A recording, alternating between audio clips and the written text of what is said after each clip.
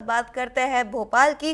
भोपाल से हमारे साथ हमारे सहयोगी गब्बर सिंह जुड़ चुके हैं। जी गब्बर जी, आपसे पूछना चाहेंगे, कांग्रेस ओबीसी महासम्मेलन का आयोजन करने वाली है अक्टूबर में, क्या कुछ इस पर जानकारी निकलकर सामने आ रही है?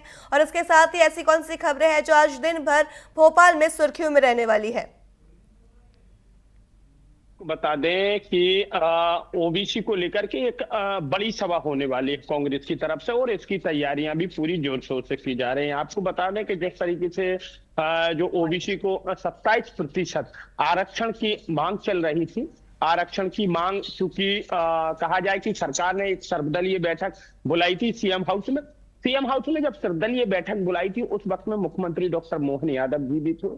कहा जाए कि उनके साथ में बीजेपी के यानी सरकार के भी विधायक मंत्री थे। इधर जीतू पटवारी जो कि पीसीसी चीफ हैं मध्य प्रदेश के, और नेता प्रतिपक्ष उमंग सिंघार, ये दोनों नेता गए हुए थे। इनके साथ में इनका मतलब जो एक कहा जाए कि एक दल था 5 सदस्यीय टीम का, वो गया हुआ था। उसके बाद में जब मुख्यमंत्री निवास में सर्वदलीय बैठक पर चर्चा हुई, बातचीत हुई, और बातचीत में ये निकल के सामने आया कि सरकार 27% आरक्षण ओबीसी को देना चाहती है, बशर्ते इसमें कुछ कानूनी अड़चने हैं।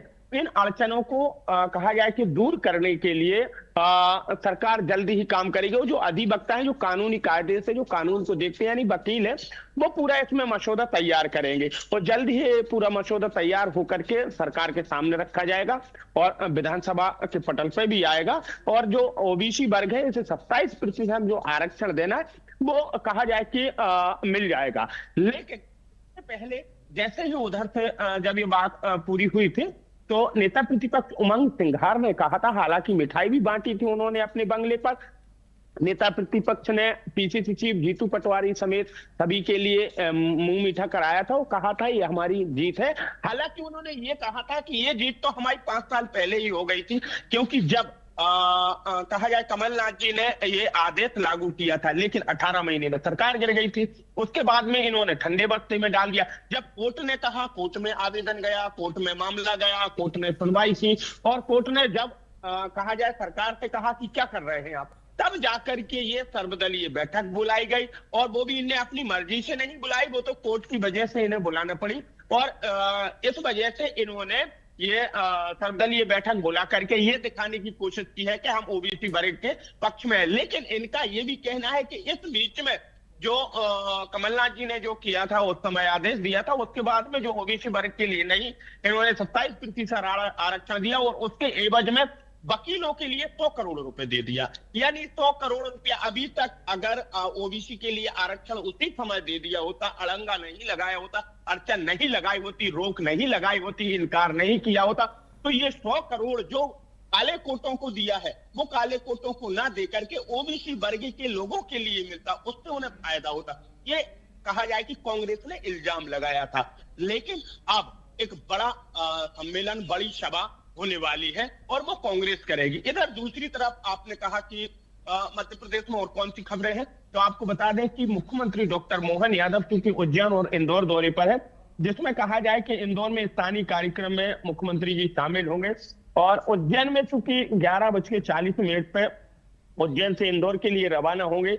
लिब्रियंट कन्वेंट सेंटर में आगमन होगा मुख्यमंत्री जी का, कहा जाए 12:15 के आसपास में, और वहां पर स्थानीय कार्यक्रम है। फिर इसके बाद में 1:30 बजे इंपीरियल हॉल में स्थानीय कार्यक्रम है, वहां पर भी रहेंगे मुख्यमंत्री जी। देवी अहिल्याबाई विश्वविद्यालय में भी 3:45 बजे का इनका समय दिया गया है। उसके साथ में आपको बता दें कि 5:30 बजे इंदौर से भोपाल के लिए रवाना होंगे। रात्रि 8 बजे गुलमोहर कॉलोनी के पास में गणेश उत्सव कार्यक्रम है, उस कार्यक्रम में मुख्यमंत्री जी शामिल होंगे।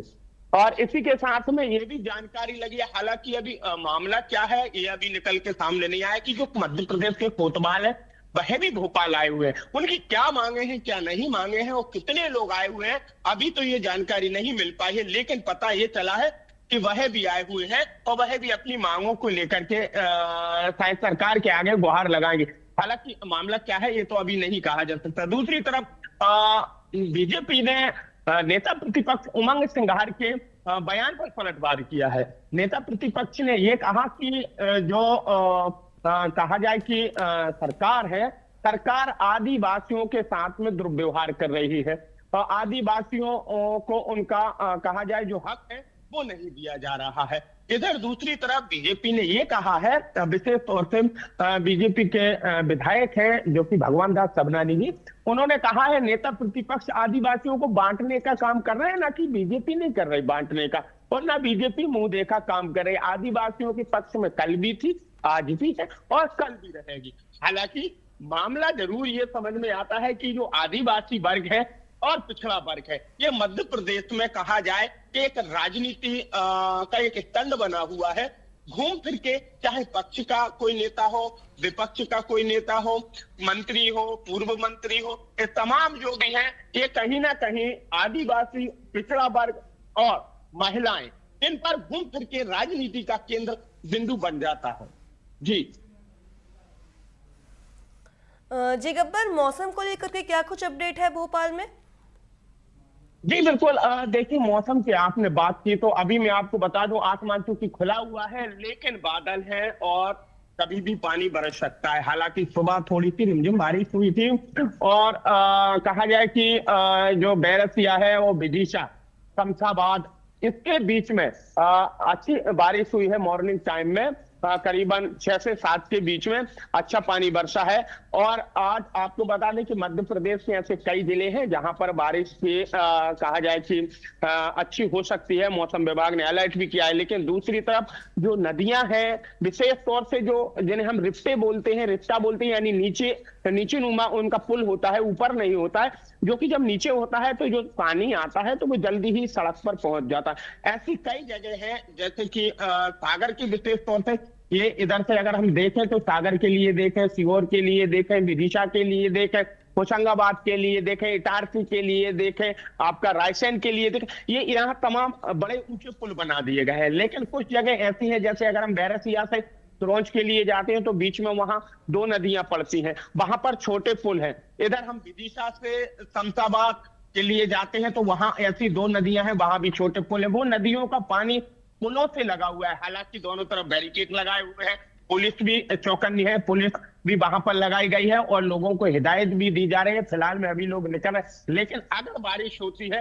तो स्वाभाविक है कि जो नदियां है, पिपलई गांव है, पिपलई गांव के पास में नदी है ना, पुल से बिल्कुल लग के चल रही है। अगर वहां पर पानी गिरता है तो स्वाभाविक है कि वहां से रास्ता बंद हो जाएगा और जो लोग झांसी, ग्वालियर से होते हुए भोपाल के लिए आ रहे हैं, बीना, अशोकनगर से, ये तो फिर वो लोग नहीं आ पाएंगे और इधर से जो लोग जा रहे हैं वो भी नहीं जा पाएंगे। तो टीवी 24 सभी लोगों के लिए यही मशवरा भी देता है, सलाह भी देता है कि लोग घर से निकले, अगर बाहर निकल रहे हैं तो स्वाभाविक है पहले जांच कर लें, पता कर लें कि सड़क सुरक्षित है या नहीं है। कहीं ऐसा तो नहीं कोई नदी नाला उफान पर हो जिसकी वजह से वह बीच में फंस जाए। और अगर सड़क पर पानी है तो लोगों से यही टीवी 24 की टीम निवेदन करती है कि वो लोग वहां से ना निकले और पुलिस या सुरक्षा की जो टीम है वो अगर आपको हिदायत दे रही है कि आप आगे ना जाएं तो कृपया करके आगे ना जाएं, क्योंकि ऐसे में दुर्घटना हो सकती है।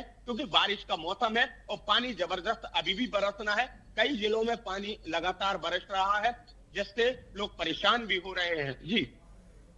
जी गब्बर जी, तमाम जानकारियों के लिए आपका धन्यवाद। तो ये थे भोपाल से हमारे साथ हमारे सहयोगी गब्बर सिंह, जिन्होंने बताया कि ऐसी कौन सी खबरें हैं जो आज दिन भर भोपाल में सुर्खी में रहने वाली है। कई खबरों का उन्होंने जिक्र किया।